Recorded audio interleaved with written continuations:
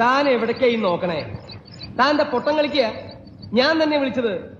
എടോ, കോട്ടും സൂട്ടും ഇട്ട് ഒരു വിറകുള്ളിയും കടിച്ചു പിടിച്ച് നാളണയ്ക്ക് കൊള്ളാത്ത ലൊടുക്ക കാറിൽ ഇങ്ങനെ ഞെളിഞ്ഞിരുന്നാലേ സായിപ്പാവില്ല.